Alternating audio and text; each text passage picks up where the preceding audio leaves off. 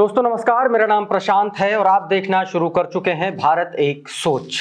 चंद्रशेखर आजाद आजकल उत्तर प्रदेश की योगी आदित्यनाथ सरकार के लिए सिरदर्द बने हुए हैं।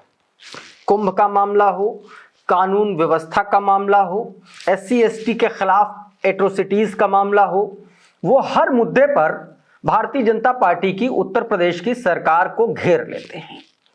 अच्छा, इसके पीछे कई कारण भी हैं।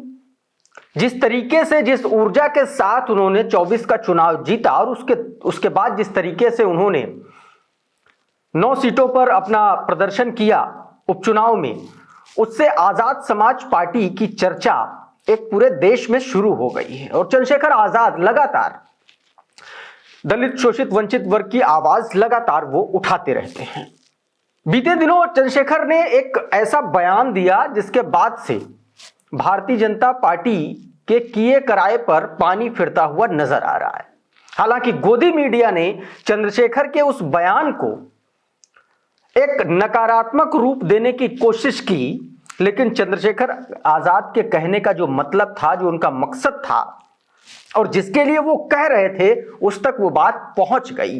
बीते दिन चंद्रशेखर आजाद से पत्रकारों ने एक सवाल किया था कुंभ को लेकर के। आप सभी को पता है कि 13 तारीख 14 तारीख से कुंभ का आयोजन हो रहा है प्रयागराज में। सरकार ने हजारों करोड़ रुपयों का बजट आवंटित किया है। 5-7 किलोमीटर के पूरे दायरे में एक पूरा का पूरा शहर सरकार ने मात्र 4-5 महीनों के भीतर बसा दिया। लग्जरी व्यवस्थाएं हैं, वर्ल्ड क्लास एमिनिटीज के साथ में। जैसा आपके पास पैसा है वैसा आप चाहिए और वहां पर खर्च करिए, मौज मस्ती करिए, दर्शन पूजन करिए। चंद्रशेखर आजाद से इसी कुंभ की व्यवस्थाओं पर और कुंभ जाने को लेकर के पत्रकारों ने सवाल किया। कहा कि आप कुंभ जाएंगे क्या? चंद्रशेखर आजाद पहले से ही भरे बैठे हुए थे और उन्होंने सीधे तौर पर कह दिया कि मैंने कौन सा पाप किया है कि मैं कुंभ में जाऊं। जो पाप करता है वो बताता भी नहीं और इसीलिए वो जाता है पाप धोने। तो जिसने पाप किए हों वो कुंभ में जाए। लेकिन एक बात इससे जरूर साबित होती है कि सरकार अगर चाहे तो कुछ भी कर सकती है। सरकार चाहे तो रोजगार जल्दी से जल्दी दे सकती है। सरकार चाहे तो दलित, शोषित, वंचित वर्ग के लिए कुछ अच्छा काम कर सकती है, महंगाई भी कम कर सकती है, सब कुछ कर सकती है। क्योंकि कुंभ की व्यवस्था ने मात्र 6 महीने में अगर सरकार हजारों करोड़ रुपयों का बजट आवंटित करके काम कर ले तो इसका सीधा सीधा मतलब यह है कि सरकार जो है वो कुछ भी कर सकती है। लेकिन सरकार की मंशा नहीं है। जिस तरीके की सरकार है वो उस तरीके का काम कर रही है। जिस तरीके के लोगों की सरकार है वो उस तरीके के लोगों के लिए काम कर रही है। सीधे तौर पर चंद्रशेखर आजाद ने बिना इन शब्दों का इस्तेमाल किए भेदभावपूर्ण काम को लेकर के उस पर भी सवाल उठाए हैं। चंद्रशेखर आजाद ने क्या कुछ कहा, ये जरा सुन लीजिए। उसके बाद बात उत्तर प्रदेश की कानून व्यवस्था पर चंद्रशेखर आजाद के उस हमले की भी करेंगे। पहले ये बयान सुनिए। सरकार से कोई और सवाल आप पूछोगे, रोजगार को लेके, बुनियादी सुधार को लेके, लोगों के मकान के लेके, रोटी कपड़ा के लेके, सरकार पर जवाब नहीं। सरकार कहती है एक दिन में कुछ नहीं होता। लेकिन हमने देखा कि 6 महीने में रेत पे एक बहुत बड़ा शहर बनते हम लोगों ने देखा। जब सरकार करने पे आती सब कुछ हो जाता है। तो जिस विचारधारा की सरकार अपना काम कर रही है, जब सरकार इतना अच्छा काम कर रही है, हम उसमें क्या कहें? किसी को पाप धोने हैं, किसी ने पाप किए वो चला जाए। कोई बताता जो पाप करता है? आपने कोई भी पाप किया तो आप बता दो किसी को कि आपने पाप किए। मेरा ये कहना है, हम इस देश में उन लोगों के लिए रोटी, कपड़ा, मकान, बुनियादी सुविधा और सम्मान की लड़ाई लड़ रहे हैं जिनको हजारों साल तक जाति, धर्म, संप्रदाय के नाम पे अपमानित किया गया। और जहाँ एडमिनिस्ट्रेशन, कई बार मीडिया, पुलिस और जुडिशरी भी एक तरफा खड़ी दिखाई देती है, उन कमजोर वर्गों की लड़ाई हम लोग लड़ने काम है जिनको आजादी के इतने दिनों बाद भी इज्जत की जिंदगी नहीं मिली। तो दोस्तों, कुछ इस तरीके से चंद्रशेखर आजाद ने कुंभ पर सवाल उठाया। अब इस पर उत्तर प्रदेश सरकार में मंत्री हैं दिनेश प्रताप सिंह। उन्होंने चंद्रशेखर आजाद की तुलना जो है कौवे से कर दी। उन्होंने सीधे तौर पर कह दिया कि भाई कुंभ का इतना भव्य आयोजन हो रहा है और चंद्रशेखर आजाद जो है वो तमाम सारे कुंभ को लेकर के कोयल की तरह बात कर रहे हैं, सुरीली बात कर रहे हैं, लेकिन उन सब के बीच चंद्रशेखर आजाद कौवे जैसी बात कर रहे हैं। तो ये भी एक विवादित बयान हो गया, लेकिन गोदी मीडिया इस बयान को नहीं दिखाएगा। खैर, बात करते हैं कुंभ को लेकर के, क्योंकि कुंभ जब से शुरू हुआ विवादों में रहा है। इससे पहले भी मौलाना शहाबुद्दीन रिजवी ने इस पर बयान दिया था। कौन है Shahabuddin Rizvi? All India Muslim Jamaat के अध्यक्ष हैं। उन्होंने कहा था कि कुंभ जहां पर हो रहा है उसकी 55 बीघा जमीन जो है वो वक्फ बोर्ड की है, और उसको लेकर के योगी आदित्यनाथ लगातार बयान दे रहे हैं, कह रहे हैं वक्फ बोर्ड नहीं, ये भूमाफिया बोर्ड है, ये जमीनों को कब्जा करता है। और उस पर नए सिरे से उन्होंने एक नया बहस छेड़ दिया, कहा कि इस पर जो है रिव्यू करेंगे और उसके बाद देखेंगे कि कौन किसकी जमीनों पर कितना कब्जा किया हुआ है। आज तक को इंटरव्यू देते हुए योगी आदित्यनाथ ने ये बात बोली, इससे पहले एक और चैनल को इंटरव्यू दिया, उसमें भी उन्होंने ये बात बोली।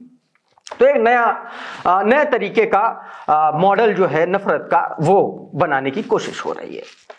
इसी बीच चंद्रशेखर आजाद ने कानून व्यवस्था पर भी जोरदार हमला बोला। दोस्तों, मेरठ का लिसाड़ी गेट थाना इलाका है और यहां पर एक सनसनीखेज वारदात अंजाम दी गई है। एक घर में 5 लोगों का एक परिवार रहता था, ये मुस्लिम परिवार था, और वो घर में जो लोग थे उनकी कोई खोज खबर नहीं मिल रही थी, मतलब एकदम सन्नाटा था। जब पड़ोसियों को शंका हुई तो उन्होंने पुलिस को इत्तला दी, बताया। पता चला जब घर में घुसे तो 5 लोगों का पूरा परिवार खत्म कर दिया गया। मतलब आप ये समझिए, गले काट करके हत्या की गई, धारदार हथियारों से हत्या की गई, वजनदार हथियारों से हमला किया गया, पति पत्नी को मारा गया निर्ममता से, बच्चों को जिनकी मैक्सिमम उम्र 5 साल थी, एक बच्ची की उम्र 5 साल थी, एक बच्ची की उम्र 2 साल 2.5 साल थी, एक बच्चे की उम्र तो 6-7 महीने की बच्ची थी। इन सब बच्चों को बेरहमी से कत्ल कर दिया गया और उसके बाद बेड का जो बॉक्स होता है उसमें बंद भी कर दिया गया। पूरा 70 गज का मकान था, आप समझिए खून से लथपथ था, पूरा सामान बिखरा पड़ा था। इस पर भी दोस्तों सीधे तौर पर चंद्रशेखर आजाद ने जोरदार हमला बोला है। चंद्रशेखर आजाद ने इस पर हमला बोलते हुए सीधे तौर पर कहा है कि उत्तर प्रदेश के जिला मेरठ के थाना लिसाड़ी गेट थाना क्षेत्रांतर्गत एक ही परिवार के 5 लोगों की निर्मम हत्या अत्यंत हृदय विदारक और निंदनीय है। यह अमानवीय कृत्य न केवल समाज को झकझोरता है बल्कि प्रदेश की कानून व्यवस्था की विफलता को भी उजागर करता है। अपराधियों के बढ़ते हौसले दर्शाते हैं कि कानून का डर समाप्त हो चुका है। मामले पर तत्काल कठोरतम कार्रवाई सुनिश्चित करें और दोषियों को शीघ्रता से न्याय के कटघरे में लाया जाए। सरकार को यह समझना होगा कि जनता की सुरक्षा सर्वोच्च जिम्मेदारी है। ऐसे कृत्य न दोहराए जाएं, इसके लिए कठोर कदम उठाने चाहिए। सीधे तौर पर दोस्तों चंद्रशेखर आजाद ने हमला बोल दिया। इससे पहले चंद्रशेखर आजाद ने गाजियाबाद में जो डकैती हुई थी उसको लेकर के भी कानून व्यवस्था को लेकर के जबरदस्त घेरने का काम किया। चंद्रशेखर आजाद ने जो गाजियाबाद का जो पौष इलाके में जिस तरीके से स्टील कारोबारी के घर में घुसकर डकैतों ने करोड़ों रुपयों की लूट को अंजाम दिया, उस पर भी घेरा था। बहरहाल मेरठ को लेकर के पुलिस का क्या कहना है और परिजनों का क्या कहना है, ये जरा सुनिए और उसके बाद आगे की बात। घटना का मुझे कुछ नहीं पता, बस 5 मोइन चाचा हैं और उनकी वाइफ हैगी, हमारी चाची और 3 बच्चियां हैं।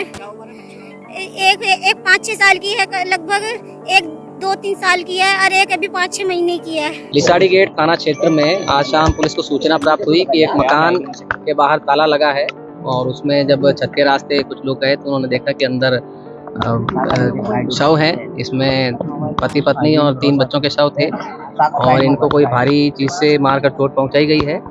और जिस प्रकार से बाहर की तरफ से ताला लगाया है उस बात से स्पष्ट होता है कि ये कोई जानकार है और कोई रंजिश के चलते ये घटना हुई है।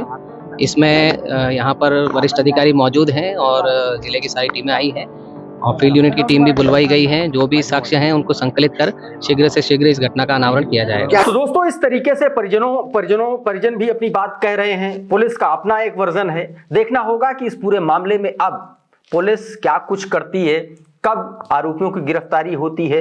कुंभ को लेकर के दिए गए चंद्रशेखर के बयान को लेकर के भारतीय जनता पार्टी का क्या स्टैंड रहता है, क्योंकि दिनेश प्रताप सिंह ने एक बार फिर से विवादित बयान दिया है। कुल मिलाकर के चंद्रशेखर आजाद लगातार सुर्खियों में बने हुए हैं, चाहे वो कानून व्यवस्था का मसला हो, चाहे वो कुंभ पर सवाल उठाने की बात हो। वो लगातार भारतीय जनता पार्टी को, उसकी कार्यप्रणाली को कटघरे में खड़ा कर रहे हैं। बहरहाल अभी के इस वीडियो में इतना ही। हमारा ये वीडियो आपको कैसा लगा हमें कमेंट बॉक्स में जरूर बताइए।